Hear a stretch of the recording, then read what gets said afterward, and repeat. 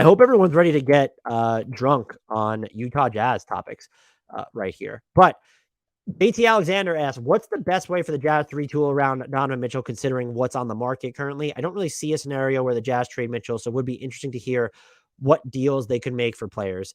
Happy to hear the Ayton talk coming to an end. And then also Carrigan asked the Utah Jazz. That is the question. That's a great question. So for the Jazz specifically, I still don't buy that they're not going to move Donovan Mitchell. I get the reasoning. They want a star there for when they host the All-Star game. I just, if anyone's going to say screw it, it would be Danny Ainge there. And they're just such a hodgepodge right now. I don't know what their path to becoming immediately competitive is. That being said, I looked at it as they have all these first round picks. And even, depending on how you feel about Leandro Palermo and Walker Kessler, they have just like these interesting players, then some of these shorter term contracts to match, like Patrick Beverley, Malik Beasley, Mike Conley, and Bojan Bogdanovic are still there. Can they get involved in the KD trade as taking on the higher end players that, again, what if Brooklyn doesn't want to go the player route?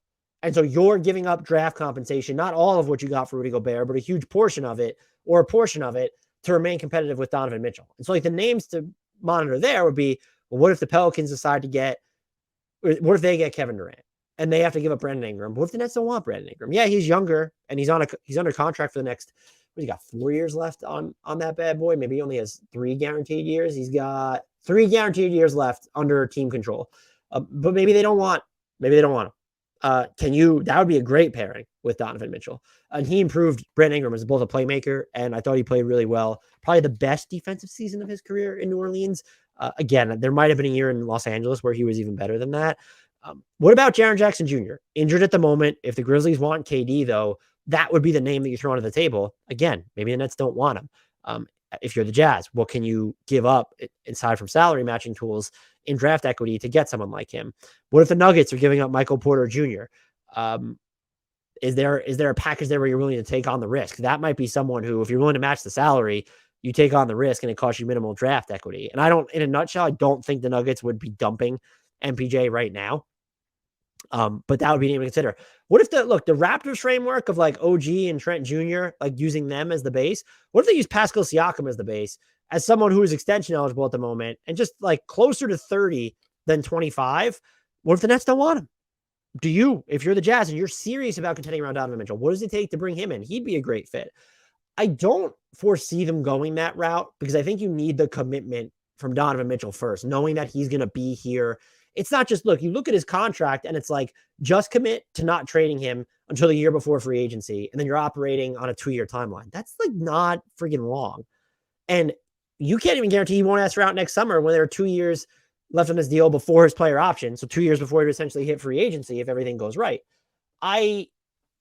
Without knowing, I just can't picture them going after that type of a player. And so what I could see them doing is, well, can we get stopgaps or maybe players where their value is plummeted a little bit, but they could be super helpful? Or are we just going to go after soon to be free agents who help us now? We monitor it moving forward. And so some names here, like Miles Turner, you could play him with Jared Vanderbilt up front, depending on what the cost is to get him. He's going to be a free agent. What's the cost of John Collins right now in Atlanta? He would really work. You could play him with Vanderbilt as well. What would Jonathan Isaac cost you? And we actually have a question on that I might be saving for part 2 still. And then there's also again, these are mid-end guys, but Jakob Poeltl, Larry Nance Jr., Josh Hart, Kyle Kuzma. They're also probably players where you're dealing with mid-season. Maybe these teams, maybe Portland season doesn't go according to plan, or New Orleans season doesn't go according to plan, or they're not using Larry Nance Jr. as much as they expected. Jakob Poeltl's probably already available. Could you go that route? That feels like the more likely scenario, where it's kind of looking at players with distress value about to enter free agency, or they're really good, they'll help you now, but they won't cost as much as it would to go after another building block, like just a flat out building block to pair with Donovan Mitchell. That feels like the most likely possibility for them. And it's not something that I would say is ready-made to happen right now. Again, John Collins, Miles Turner, who I do like there, maybe them, Jakob Poeltl, but there are some things that would have to spill, a Kyle Kuzma, or those are, and look, Jordan Clarkson loves Utah. He can recruit Kyle Kuzma to stay there if you're worried about him leaving in free agency. And that is also going to be dependent on, what do the Jazz look like this season, depending on who's still there. Those are names and the situation types, and they can get whoever they want, aside from another guard. You don't really need another guard unless they're just incredible on defense. Because Donovan Mitchell's there and you have so many. But like, you just need talent, whether it's on the front line, on the wings, another big. Just go after that. But I'm still leaving open the possibility that this thing becomes a full fledged tear down.